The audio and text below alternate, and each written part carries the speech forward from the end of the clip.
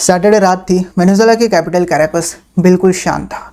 कोई स्लोगन्स नहीं, कोई प्रोटेस्ट नहीं, कोई ब्रेकिंग न्यूज़ या बैनर्स नहीं, और अचानक पूरी सिटी में ब्लैकआउट, लाइट्स गायब, पावर कट। और इसी अंधेरे में शुरू होता है अमेरिका का एक सबसे डेयरिंग मिशन का नाम था ऑपरेशन एब्सोल्यूट रिजॉल्व। टारगेट है वेनेजुएला का प्रेसिडेंट निकोलस मडुरो। ये कोई कल सुबह प्लान बना के रात को अटैक टाइप ऑपरेशन नहीं था। इसकी प्लानिंग महीनों से चल रही थी। यूएस इंटेलिजेंस ने मडुरो की जिंदगी को मानो जैसे गूगल कैलेंडर बना दिया हो। कब उठता है, किस रूट से जाता है, कौन से रूम में सोता है, यहाँ तक कि जिस सेफ हाउस में वो सो रहा था उसका एग्जैक्ट ब्लूप्रिंट बनाया गया। मतलब वॉल कितनी मोटी है, स्टील डोर कहाँ है, एस्केप रूट कौन सा है, सब कुछ मडुरो के बिल्कुल पास तक सोर्सेस प्लान किए गए।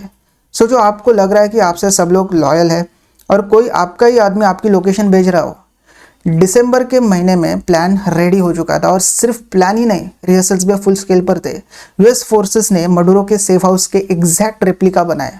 स्टील डोर्स, रीइंफोर्स्ड वॉल्स, हर एंट्री पॉइंट, अंधेरे में प्रैक्टिस, टाइमर के साथ प्रैक्टिस, हर सेकेंड काउंट किया गया था। बस एक चीज़ की कमी थी, वो थी परफेक्ट टाइमिंग। लॉन्च से 4 दिन पहले ऑलमोस्ट ग्रीन सिग्नल मिल गया था, लेकिन वेदर ने बोला नॉट टुडे बॉस।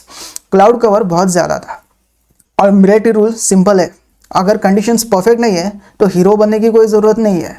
फिर आई फ्राइडे नाइट। यूएस टाइम के हिसाब से थे 10:46 PM। एक कॉल आता है, green light. President Donald Trump ने कहा डू इट, और उस मोमेंट के साथ क्लॉक टिक शुरू होता है।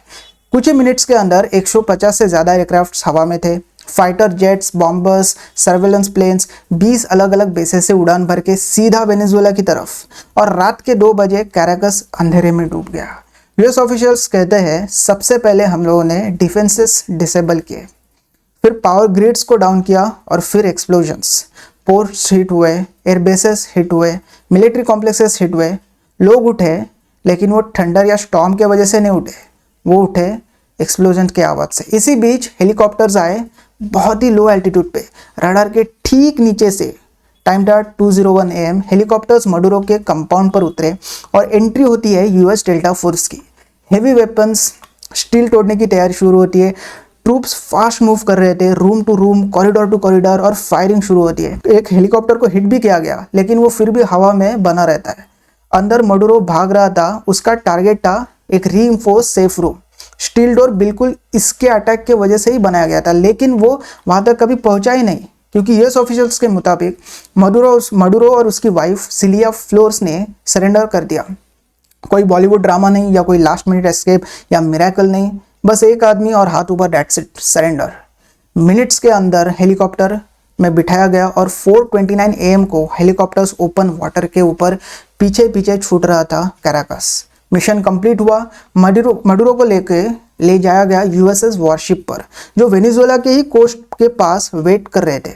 बाद में जो इमेजेस आई उनके हिसाब से वो हैंडकफ थे, ब्लाइंडफोल्डेड थे, ग्रे स्वेटपैंट्स थी। प्रेसिडेंट से प्रिजनर तक सिर्फ कुछ ही घंटे। फिर उनको गुआंटानामो बे पर ले जाया गया, फिर वहाँ से यूएस बाउंड प्लेन पर, और फाइनली उनको डेस्टिनेशन न्यूयॉर्क पर ले जाया गया। आज निकोलस मडुरो यूएस कस्टडी में है और चार्जेस है नार्को टेररिज्म और ड्रग ट्रैफिकिंग।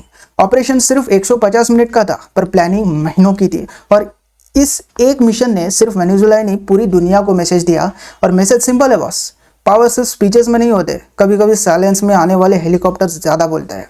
और आपको ये ब्रेकडाउन पसंद आया तो लाइक करो, सब्सक्राइब करो, क्योंकि ऐसे जियोपॉलिटिक्स के स्टोरीज रोज रोज हेडलाइंस में नहीं आते। मैं हूं पराग भिड़े और मिलते हैं नेक्स्ट वीडियो में एक और स्टोरी के साथ जो दुनिया को अनकंफर्टेबल बना दे। Thank you.